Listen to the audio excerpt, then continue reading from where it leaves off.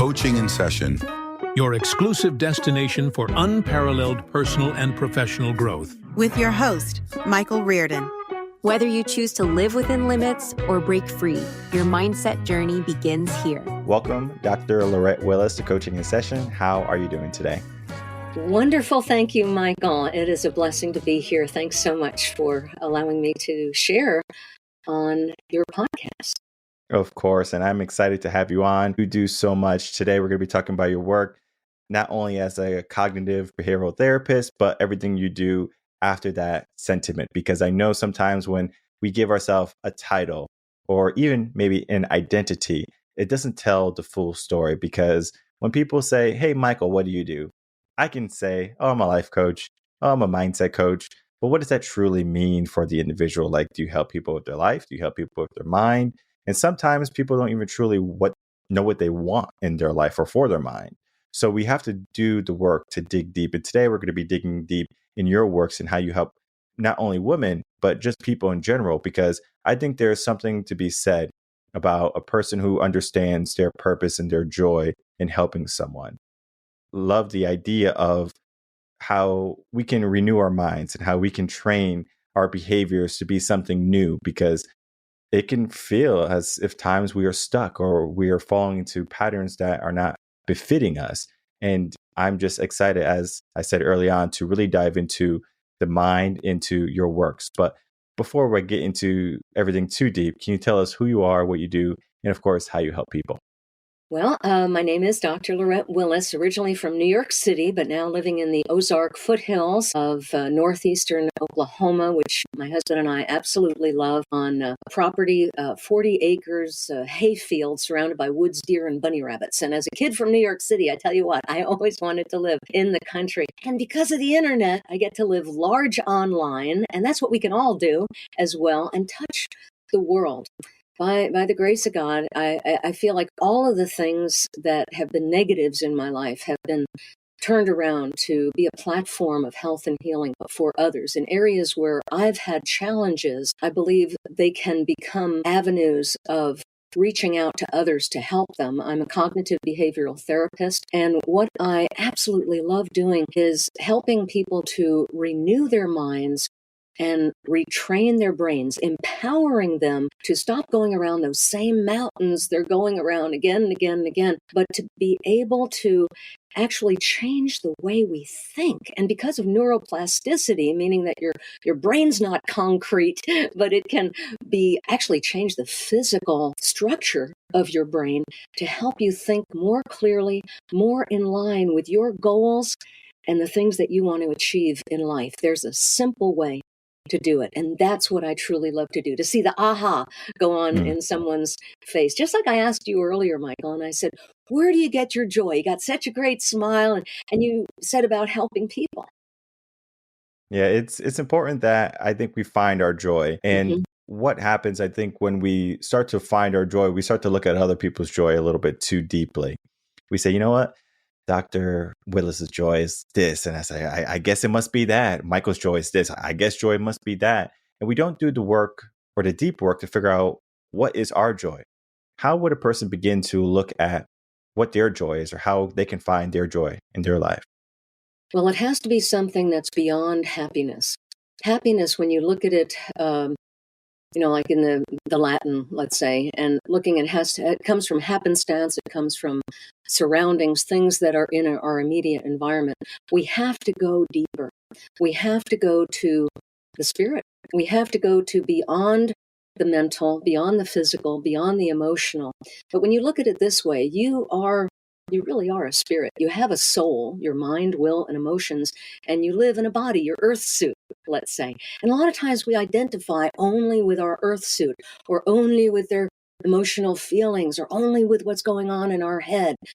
Or maybe we can't control ourselves. And gracious, I understand that. I'm a recovered alcoholic and also a compulsive overeater, recovered, and just amazing what could happen. But you know what, Michael? The healing did not come from the outside in for me. And the same with a lot of people. But getting into the spiritual, getting into what is at your core most important, finding that place of peace. Because I tell you, quite frankly, from peace comes joy.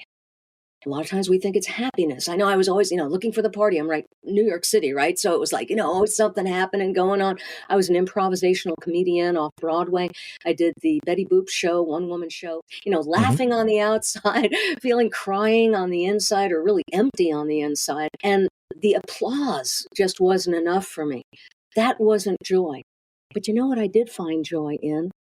Serving others, seeing people laugh, not making them laugh, but seeing them laugh, seeing them enjoy themselves. And when I felt I had something to give to others, that's where true joy comes from as well, I believe.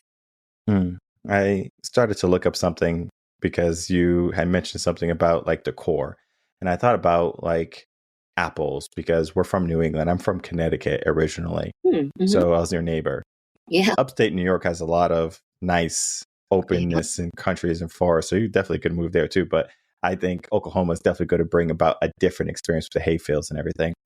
But I started to think about just apples and like how apples rot, where I was like, can apples rot from the core? Because typically we think from the outside, something happened to the apple and then it permeates or the worms in there.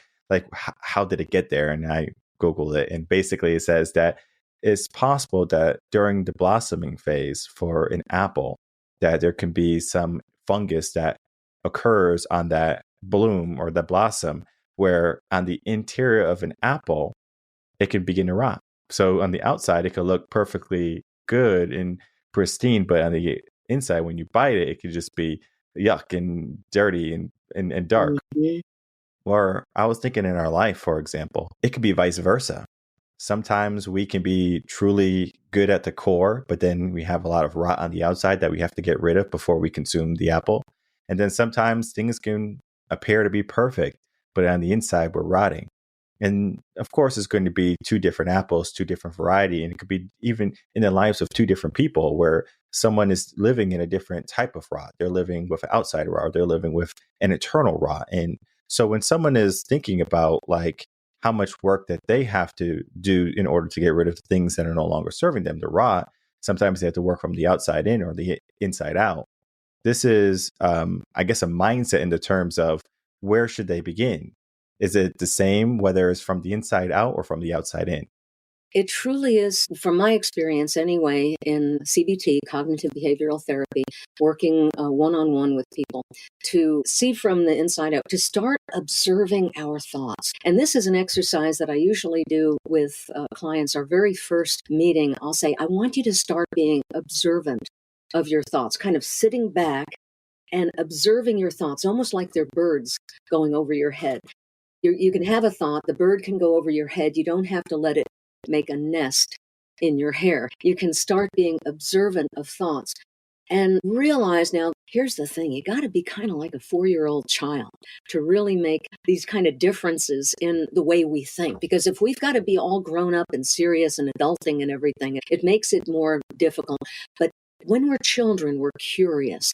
I like being a scientist and a detective about myself. And also when I'm working with women, especially women of faith, looking at how to drop excess weight without dieting, without deprivation, without delay, looking at what are the reasons why we've overeaten. What is this excess weight about? So if we start looking at our thoughts, a lot of times we will eat over our thoughts. So we work on journaling. Also, I think that's an important thing. And when people say to me, "Oh, I don't want to journal," I say, "You don't have to journal. Only if you want to feel better." I mean, just look at it that way. You don't have to. But there are little steps that we can take bit by bit. But that first step of being observant of our thoughts, and here's a really cool thing to do. This is a physical exercise that I do. Whenever you can do something physically that is mirroring something that's happening emotionally, mentally, or spiritually, it has an impression upon the brain that you're actually doing something. So this is what I teach. It's called the casting down imaginations exercise. And so when you have that thought, that one, like for me, Michael, for 10 years, from the ages of 6 until I was 16, I used to look in the mirror. I started eating emotionally, coping with food at the age of 6. My heaviest weight was when I was at 12. So from the ages of 6 until I was 16, I would look in the mirror almost every day, and I'd look at myself and I'd say, you're ugly, you're stupid, you're fat, I hate you, I hate you, I hate you. What does that kind of inner dialogue, that inner self-talk do to a child or do to an adult, do to any person? They start going in that direction.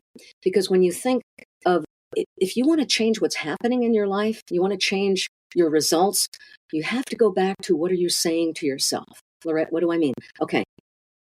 When you change your self-talk, you change what you believe about yourself. When you change what you believe about yourself, you change your attitude. When you change your attitude, you change your feelings. When you change your feelings, you change your actions. When you change your actions, you change your results. So if you want to get better results, you've got to go all the way back to, what are you saying to yourself? So if you don't like those thoughts saying to yourself, like say when I was saying I'm fat, I'm ugly, I'm stupid, and those thoughts would still come up, all of a sudden I step back, I become the observer instead of being attacked by those thoughts. I observe that and I go, is that a gift? Is that something I want to accept? And I go, no. And then you take your right hand. Now, it might be your left hand if you're watching me, but it's your right hand. And that has something to do with the side of the brain, actually, that has a lot of negative, a lot of toxic thoughts. We can get rid of those thoughts. And you gently scrape along the prefrontal cortex on the right-hand side, like you're grabbing that thought. See, the brain is saying, something's happening here. And I just cast down that vain imagination, that ugly thought, and I step on it. I'm not going to think that. That's not who I am. Because here's the truth. And then you say a positive affirmation, a scriptural affirmation, an affirmation that truly means something to you. You're replacing that ugly old with something that's new, that's fresh, that is truth. That is the direction you want to start going in. Now, it seems simplistic. But Michael, would you agree that a lot of the most effective things are the simplest things too? Yeah, very true. I think of how overcomplicated we like to make things, where if we have to move something from A to B, we figure out all these fancy ways to move something. And to be honest, you just have to pick it up and bring it to where you want to bring it. And if something is heavy in life, like a burden, for example, we don't have to carry it. But guess what? How many people carry those burdens? They say, oh, I got to carry the world on my shoulders. And you don't. You can ask for support. You can ask for help. You can lean on somebody. But then again, it's like we're in this fight by ourselves. I think of when you were speaking about like this idea of like how we can take all these negative thoughts and just kind of throw them away. I think of how people, they take the negative thoughts, instead of throwing them away, they throw them in the closet or they put them under the rug and they just ruminate on them at a different time when maybe they are in their room or they're in their space where they have some time to be quiet. And journaling is definitely effective to get rid of some of those things that they've been cluttering or hoarding. But to truly say, like what is for me, like right now in my life. And I think of how a person would begin that process. Of course, it could be journaling. Of course, it could be therapy. Of course, it could be, meditation. But most people, even though they have this direction, they won't take it. Why are people so prone and so likely to allow these burdens to become so piled up, and they allow things to just become a burden rather than a blessing? Mm. Well, I think a lot of that's an excellent question, because we do have a tendency to take things on ourselves, and I should be able to handle this. I'm strong. And I'd invite our listeners and our viewers, our audience today, to think back to perhaps a serious, determined thought that you had even in childhood. I'll share mine and how it can affect us in later life, and these can be changed. When I was about, I think, 4 or 5 years old, and I don't even remember what it was relating to, but I was kneeling on my bed. I was looking out the window. I remember it was a spring day on Long Island, where I grew up before my mom and I moved into the city. And I was sitting on my heels, my knees bent on the bed, and taking my little fingers, my little fingernails, and just digging them into the tops of my legs and saying, I will never be weak. I will always be strong. And this impressed upon me. Now, my mother had 3 nervous breakdowns when I was growing up. Everything on the outside looked beautiful and wonderful. My father was a judge and an attorney, had his own law practice. My mother was the first woman assistant district attorney on Long Island. She also taught at the university. She was a Mensa, for geniuses. And she didn't want to do any of that. That's what my dad was like, you've got the education, you can do it. Well, my mother was also, sadly, an alcoholic. That's how she coped with that. My dad was an emotional eater, compulsive overeater, and a rageaholic as well. That's how he coped. And so I gravitated toward food to cope, that I should be able to handle this myself. I can do this myself. And it's a wonder. I remember waking up in the night thinking there was a train going by, but it was actually bruxelating. I was grinding my teeth. There are a lot of things, these coping mechanisms, these different things that we do to handle life. When I was 13, found alcohol. And so it was a lot of those outer things that put those things in the closet, like he said, to stuff them, to put them down. These are not things we can truly get out of ourselves. I'll put it that way, because I remember when someone said to me once, Laurette, do you realize that your best actions have gotten you to where you are today? And I was like, yeah. I tried a geographical cure. I moved from New York City to northeastern Oklahoma, but crummy me followed me out to northeastern Oklahoma. I thought I'd be a different person when I moved. We try all these outer things. I should be able to do it myself. But it's amazing when you work with a coach like yourself or myself, or there's, great coaches out there, people who come alongside you and they can call out the best in you. They can see the best in you. They can shine the light on areas by asking questions that bring to light things that you couldn't even realize. I remember when I had my first coach, it's like over 20 years ago, never met her in person, Michael. It was just on the phone. And in a period of just 6 weeks, it wasn't even like 12 weeks or, longer, because it's amazing the kind of transformation that can happen in people's lives when they're working with a good coach who knows what they're doing. But just in 6 weeks, she was asking me questions, had me look at things in my life that I never really considered before. And I would say shortened the success learning curve for me by 2 to 5 years. I would have been another 2 to 5 years stumbling around trying to, put certain things together with work that I was doing and some creative work. And it just made so much sense. We're not meant to be alone. You're not meant to do this on your own. Let's work together. You'll find the right person. You're not alone in this. I like saying you're unique, but you're not terminally unique. And that's going to work for everybody but you. You can't do it alone. I wanted to ask for some clarification on something you said, and I definitely don't want to put words in anyone's mouth. Was you said something along the lines, and please help me with this, that you are everything that you have become, like in the terms of like you are all the good things that you became to person. You said something along those lines. Well, I would say that, all of the negative things in my life, that's really, okay, here's one way that I say it that has helped me understand it better. The only thing that qualifies me for every amazing, wonderful thing I get to do now is everything I've done wrong. There we go. It's become a platform. Mm-hmm. Because of the emotional eating, I have a program called Weight Loss Without Willpower, helping women to drop the excess weight without dieting. And because of the different addictions and things like that I'm recovered, and recovering and walking it out, daily, day by day, it makes me not a talking head where people say, oh yeah, she's just, reading the cue cards. It's like, oh man, she's been there. Oh, she knows. So everything, and I would say that to encourage our audience as well, because you might be thinking, oh, it's too late for me. All the crummy things I did in my life, I'm ashamed, I'm guilty. No, let them be a platform of your compassion so that you can reach others. Again, don't do it alone. Do it with someone, get that help yourself, and then see how that can be a platform for you to reach others because you're so much better. You have eyes to see. See, I'm also a recovered smoker. I don't smoke anymore, but I got a big nose for tobacco. When I smell it, it's just, ooh, I've got a nose for alcohol. I haven't had a drink in, oh, gracious, good afternoon. How many years? 38 years? It's just it's not a part of my life, but I can smell it.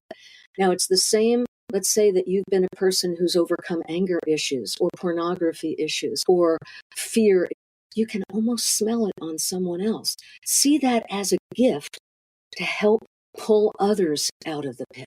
Yeah, very true. I'm loving you right now, first of all. And second of all, I love the clarification there because I think it's so important, because one of the things I like to do for the audience is the conversations that I have with the guests. Basically, the only way they can get any clarification are either A, I ask for it, or B, they reach out to the guest. And I always tell people toward the end, like, reach out to the guest, especially if there were alignment, especially if they said something that sparked something within you. Like, even if it was the smallest spark, like saying, whoa, like that right there can ignite into something so much more. So I always tell people that. And I just love this idea of how we can use any level of foundation, the good, the bad, and we can say, okay, well, let's utilize this into a different mindset. Now, I think of one stigma today that we're going to utilize, and then we're going to switch up the conversation a little bit. The stigma of a good family. Because we can look at your family, we can say, oh, wow, your mom was accomplished, your dad was accomplished, and you should have a pristine life, because people, what they'll say was like, I had such a rough life. I didn't have a mom, or I didn't have a dad, and they did this, and they were a garbage man. And I mean, like, they can go down the road of all the boo-hoos in their life. And I'm not belittling their life or anything, but I'm just saying that they can look at someone else who has something, and then for them, they accomplish it. And they can say, oh, it's easy for you because you had this, versus they don't know the challenges or the struggles a person goes through. It's about perspective. And I think of this story of a guy, he's, well upbrung. He has great parents. And so his breaking point was when someone was littering, versus I grew up in the ghetto. Like, if you weren't littering, you were doing something wrong, right? So it was like for him, that was his breaking point of like seeing something like that was like, whoa, the world is broken for me. The world was already broken growing up. So it was the big things for me, like drugs and alcohol and gang violence, where I started to see like, okay, like I don't want this, versus him was, I don't want people littering in my neighborhood. So it was two different spectrums of life.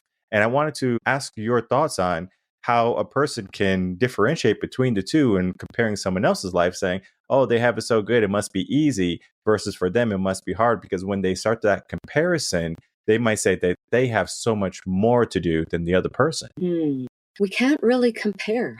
I mean, that's the thing. We don't know what's going on the inside. And it goes back to what we were talking about before about finding peace on the inside, finding that peace, that wholeness. In Hebrew, it's called shalom, nothing missing, nothing broken. It's that wholeness. And it also means the power that destroys chaos. When you think of that shalom peace, it surpasses understanding. It surpasses your background. It doesn't matter. It has to be an inside job.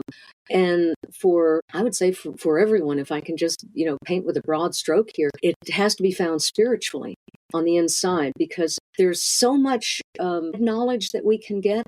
We can get titillation, in our emotions or in our mind, fluff up our logic and think, we've got all these degrees or something like that. And it's like, okay, I'm building things on the outside. Why do I have no peace on the inside? It's because we can't ignore who we truly are.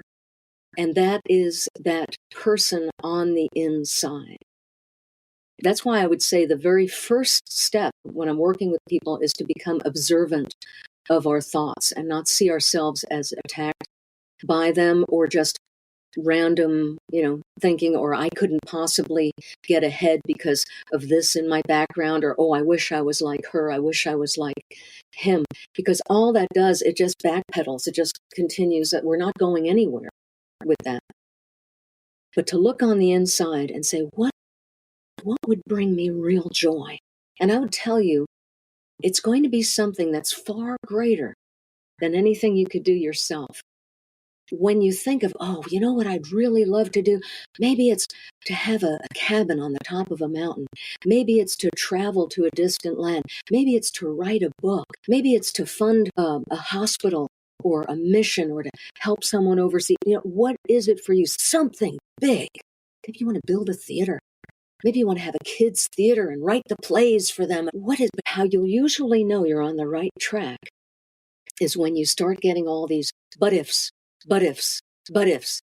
But I can't do it because, but I can't. And that's the limited thinking. You're getting to the edge of your comfort zone. That's what's happening. You're getting to that edge of possibility. And it's like, I'm getting close to possibility and it's a little scary out there. I used to do a lot of improv acting and help actors and young actors and, amateurs, which just is not a derogatory term, just means they're not paid for it, right? Help them with improv. And whenever we get to the edge of our comfort zone, sometimes we laugh a little bit because it's uncomfortable. We go back and forth. But if you think of what is it that if I had my druthers, as the country folk out here say, if I had my druthers and money were no object, what would I love to do? That's going to start getting you onto the inside of what's really important. But be prepared because your mind's going to argue with you because it goes by sense knowledge. It goes by physical knowledge. There's a ancient bit of wisdom that says, don't be conformed to this world. Don't like this water is conformed to the shape of this glass. The water's not just, spilling out this way, sideways or something. It's conformed to this world. Don't be conformed to the world that you've seen or that you've experienced. Just because you see it doesn't mean that's all there is. I mean, think about the chair that you're sitting on. There are all these molecules and electrons and all this cool stuff you can't see, and it's moving very, very slowly. But that's that level of quantum physics. Let's get into this level of quantum faith, where there are miracles that are just outside your grasp, but you're going to find them by going on the inside, seeing what's most important to me. If I could have anything, if I could be, do, or have anything, what would it be? And then start asking those questions. How can we make that happen? How could that be possible? Let me start doing a vision board, start putting pictures up there, putting positive sayings and putting good things into your mind, possibilities, changing your self-talk. I promise you, when you start changing what you say, what you hear, because you believe more what you hear, what you say, you believe more what you say than what anyone else says. When you start saying good things and hearing them and changing what you see, those vision board, that's the direction I'm going in. You will start going in that direction, I promise you. I think of a couple of things. Number one, the question, and then I think of a different term to the question was privilege. How people would say there's certain people who might be more privileged and then they get a head start. And this is not the question, it's just an idea, a concept. And I think of a movie I had seen recently. It was a faith-based movie. It was called Heaven is Real. I'm not sure if you've ever seen it, but it's a story of a boy who had an experience with heaven when he went into an operation room, and the father and his family were trying to make real of what this 4-year-old was saying, and it just seemed crazy to everyone who was hearing it. All the church members, it seemed crazy. Newspapers were calling to try to figure out what was going on, and there was a scene toward the end of the movie where one woman was bitter because during the operation, the son made it through versus her son had passed away in a war.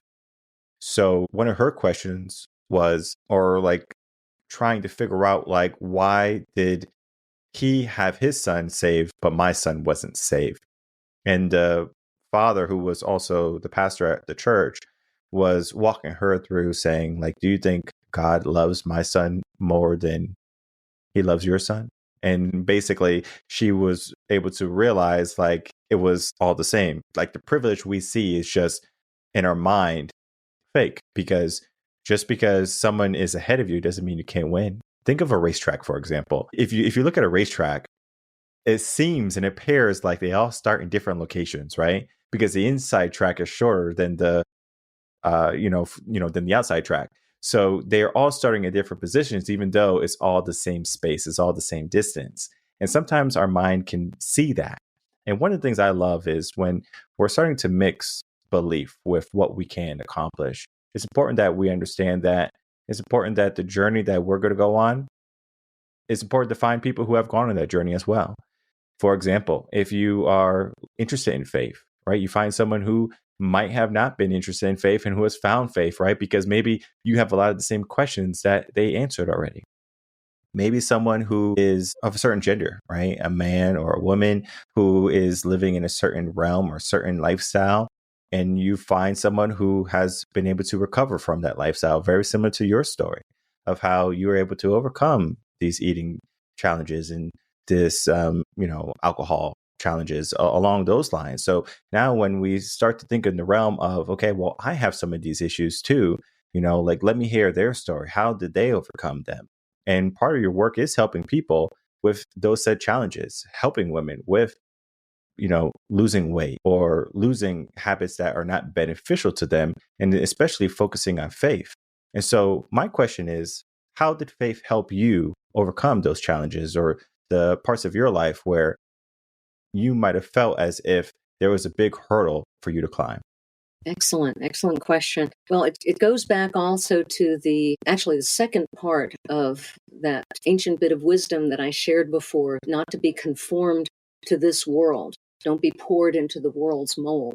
Whatever it is that you want to change in your life, you're not really going to find the answer out there in the world system.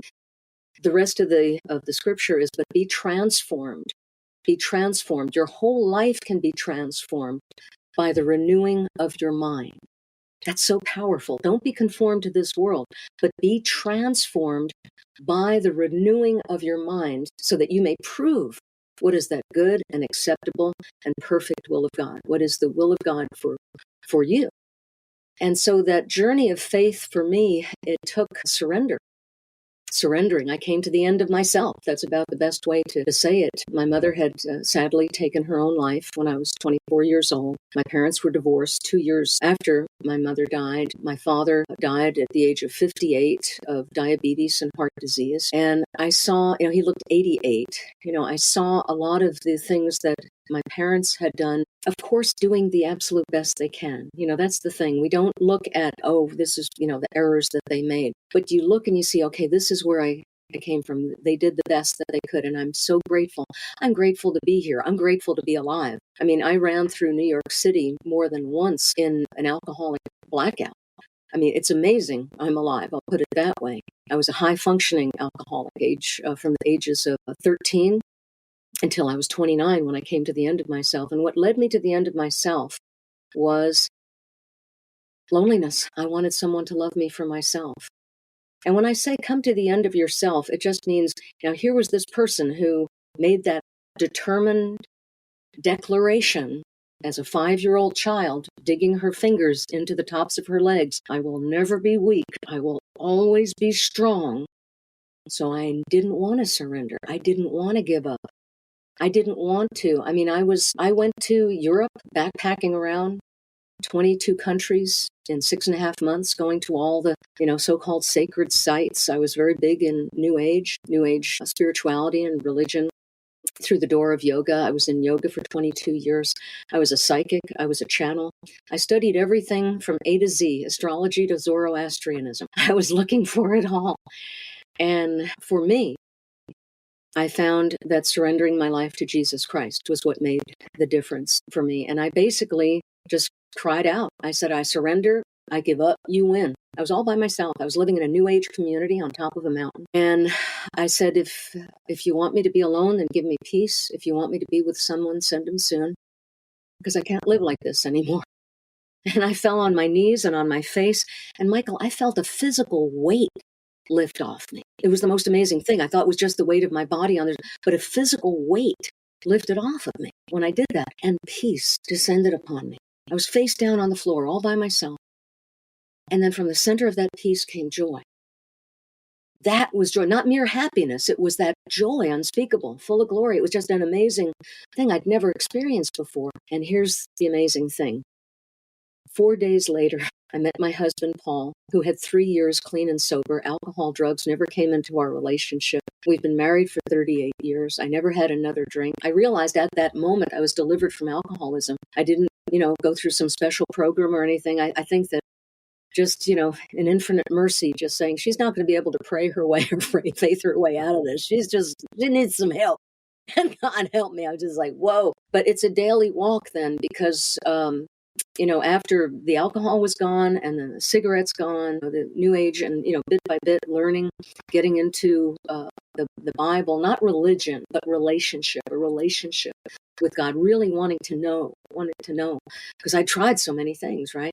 And had some profound spiritual experiences before, but it was always like living on cotton candy. It just would melt, in my mouth, be sweet, but I couldn't survive on it. I felt like a donkey, always following that carrot toward the next fix, right? But after those other addictions were gone, the original drug of choice, the food or the overeating, or I should say the underfeeling, came back with a huge vengeance. And so that is a daily walk that I walk out every day, holding on to my freedom. There's a bit of wisdom that says that to stand fast in that victory, by which you've been made free, and don't allow yourself to become entangled again with a yoke of bondage.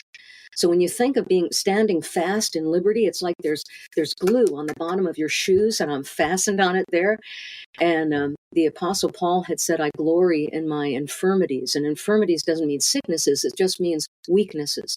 So actually, as funny as it seems, as weird as it seems, I'm actually grateful that I still have that tendency to go toward the emotional eating. But I make a determination, I make a choice to lean to the Spirit, to lean to help, to lean for me to the Lord, and not lean to my own ways of doing things by coping. I look at it this way too. I can have all the whiskey, all the wine, all the sugar, the cakes, the pies, the cigarettes, the cigars if I wanted. I could have all of them that I want to, but I don't want to. My want to has changed. And that's the difference. It has to be that inside job. I love everything that we talked about today. It's definitely a full circle from the burdens that we talked about, how people will hold on to them, and how you were able to relinquish toward the end, the mindsets that how we look at someone's life and we can say how pristine it is without knowing the full story. And then learning about your parents and then your journey, we can say, whoa, maybe I was wrong, right? To assume or presume, right? Every journey is going to be different. And then the aspect of joy, of how it is always toward the end, and how we have to surrender in a sense to finally realize it. There's a lot to be said in our conversation today, or a lot to be taken away. And I always share with people something that they can do at the end of an episode. They can hit replay. They can hit rewind. They can listen to it again, because they're going to find so many golden nuggets. On my notepad here, I have a full page of all these golden nuggets, and I'm not going to give them to anyone. I want people to find them. I want people to look for it. I want them to sift through the rocks in the river and the stream to find the gold, to dig deep and to find the diamonds. It's there. And maybe right now, maybe someone going through a hard point in their life, maybe similar to some of your backstory. Maybe it's you going through a hard point in your life. Maybe you're just on that surface level, or maybe you're on the inception of everything spiraling out of control. Today could be the opportunity for you to say, you know what, today I'm going to surrender and I'm going to reach out for some help. I'm going to put out my hand and I'm going to see who grabs it. And I know from speaking with Dr. Laurette today that she's going to be one of those people who will grab your hand first, and she will embrace you, and she will want to learn more about you. She'll ask you questions that are going to create a deep, profound feeling of invigoration for change. This doesn't happen by accident. It happens on purpose. And I think that the journeys that we go on, the lessons that we are given, sometimes are unwanted and undesired, but sometimes they can be the best thing for us to change and for us to be shaken awake. Some people like to take, like going into the pool, they like to take the steps and suffer. And then some people like to cannonball into the deep end. Now, maybe you don't know how to swim, so that's going to be a problem for you after you jump in. But even if you didn't know how to swim, right, there's going to be someone probably there saying, hey, this person needs some help, right? And it's up to you to, get up out of water as much as you can and to put that hand up, right? It's just easier. I don't know if you've ever seen someone drown, but they put their hand up, right? Mm. They're expecting someone, in a sense, Yes. to save them. They don't put their hand down and say, okay, I'm going down. They reach for that top, right? They reach for where the bubbles are going with that light. And it's something with faith. It's something with this idea of belief that is powerful in the mind. And I think of a man, Andrew Tate. I'm not sure if you know. Andrew Tate is a male who, in the beginning of his fame of being a fighter, he was a kickboxer, and now he's an influencer for men, where he was an atheist in the sense of he didn't believe in any religion. But as he started to go through all of these challenges that he has been going through, he started to surrender even more. And now faith is a big part of who he is. And I'm not saying today that you have to drop your beliefs and you have to start to believe into something that you have a hard time believing. But what I'm saying is, if you can even believe in yourself today, if you can believe in just the idea of people wanting to help people, today could be the day where true change can have a great impact in your life.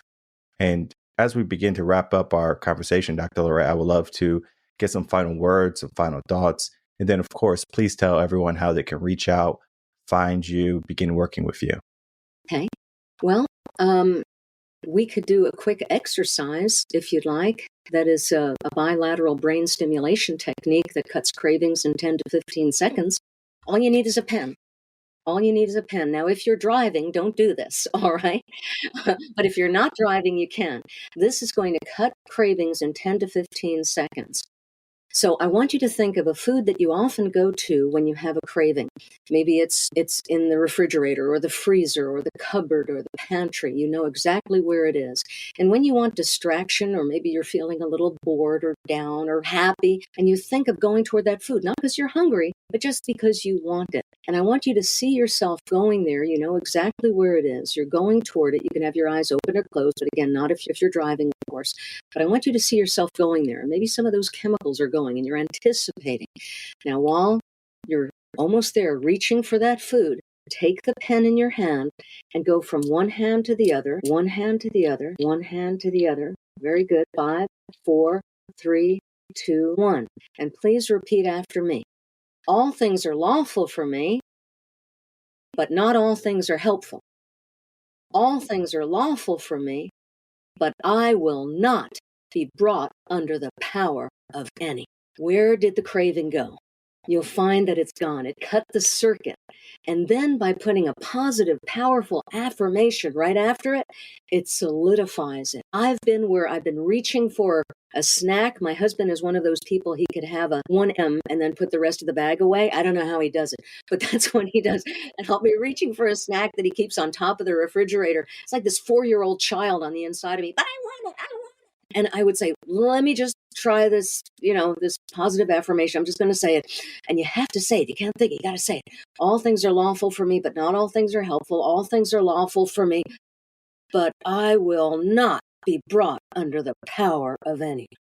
Woo, doggies, you just start feeling so good, so strong, so full on the inside. That's in 10 to 15 seconds, and you're retraining your brain.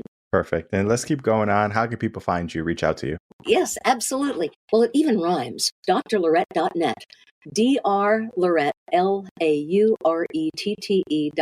drlaurette.net or praisemoves.com. praisemoves.com. Either of those, we have a fitness ministry with hundreds of fitness ministers all over the world and helping people to transform workouts into worship, actually. Women and men ages 18 to 80s all over the world. But drlaurette.net or praisemoves.com, free classes as well. Just feel free to reach out and I'd be happy to give you any of our free resources too. You don't have to worry about spelling anyone. All the links are right down below, so you can easily reach out to Dr. Laurette and you can learn more about all the works that she is doing. And as I said, and this is with 100% transparency, I do believe just listening to the episode again, you'll find so many nuggets that we spoke about. And I just think about how the mind is and how, especially in the West today, it's easy for us to get distracted by what someone else is doing and to compare ourselves and to put ourselves into someone else's shoes. And you truly do not want to be in someone else's shoes. I think of the interview with Elon Musk, and he basically was asked a question of like, what goes on in your mind? And he basically said, my mind is a storm. And he says that I don't think people want to be me, or I don't think they want to be in this storm. And I can have the same feeling of that, in the sense of I don't know what that man is going through. I can imagine so many different things, from the companies he owns to people who don't like him. And very similar to me, I could say people don't like me, or people, might think they can do what I can do better with maybe the podcast or whatever, right? It could be a plethora of things. And I just think of how each of our journeys is going to be unique. And it's not so much that we need to put ourselves into someone's shoes or into someone's life. We get to choose our life for ourselves, and we get to say that this is mine. Like, this is my challenge. This is my journey, right? This is my dream, right? This is my destination. So all of these things don't even have to be done by themselves. You can check down below, check out all the links. You can reach out to Dr. Laurette. You don't have to go on this journey by yourself. You can find a coach that you resonate with. You don't have to go on that journey by yourself. It doesn't have to be in person. It could be through remote via Zoom or Google Meets or Skype. All of these things, technology today has really evolved. It doesn't just have to be a phone call, even though I still do phone calls with some clients. They prefer it, right? It's just, it's not that face-to-face, but it's still powerful. So, powerful episode today. I want to thank you, Dr. Laurette, for coming on, of course, spending some time sharing all of your wisdoms and all your experiences and your story today. It was so beautiful. Thank you. Thank you. Thank you so very much, Michael, for letting me be a part of the podcast today. And I just want to encourage our guests to reach out to Michael. Anything that you felt that he said that really resonated with you. I can tell he has a true heart to help people. And I see men especially working with him, learning how to be their complete selves. And to have a man, another strong man, to hear you, just realize that's not weakness. That's meekness, which is strength under control. And that's what I hear in my brother here. And you'll find a brother, I believe, in Michael, someone who can truly help empower you to be all you're called to be. Dr. Laurette Willis, everyone.